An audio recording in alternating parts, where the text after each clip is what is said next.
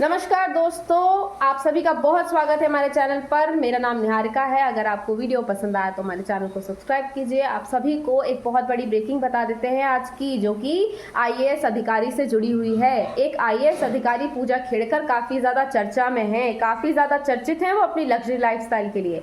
तो चर्चा इस बात की है कि खुद पुणे के कलेक्टर सुहास ने उनकी कंप्लेंट की है सचिव मंत्रालय में, और ये कहा है कि अपने पद का गलत इस्तेमाल कर रही हैं। जब इनके सीनियर ऑफिसर्स अपने चैम्बर में मौजूद नहीं थे, तब पूजा खेड़कर ने उनका सामान ऑफिस से बाहर निकलवा दिया और खुद उनके चैम्बर में जाकर बैठ गई। इसके अलावा भी उन्होंने कई सारी चीज़ें जो सीनियर आईएएस अधिकारी इस्तेमाल करते हैं उनका भी इस्तेमाल किया, जैसे नेशनल फ्लैग्स हो गए और कुछ और जो आइटम्स उनके द्वारा इस्तेमाल किए जाते हैं वो सभी। इसके अलावा उन पर आरोप ये है कि अपनी पर्सनल ऑडी से आने वाली गाड़ी, जो कि उनकी प्राइवेट कार है, उस पर उन्होंने रेड और ब्लू लाइट का इस्तेमाल किया, जो कि नहीं किया जा सकता। इसके अलावा भी उन्होंने अपनी पर्सनल ऑडी पर महाराष्ट्र सरकार लिखवा दिया और वीआईपी जो नंबर प्लेट होती है उसका इस्तेमाल किया, जो कि नहीं किया जा सकता किसी भी अधिकारी के द्वारा अपनी पर्सनल कार से, अपनी पर्सनल जो भी एसेट्स होते हैं उन पर। तो उन्होंने एक गलती तो ये की। इसके अलावा उनकी जो लग्जरी है वो तो एक तरफ उनकी जो जांच के दायरे में वो आई रही है, साथ में अब उनका कैंडिडेचर भी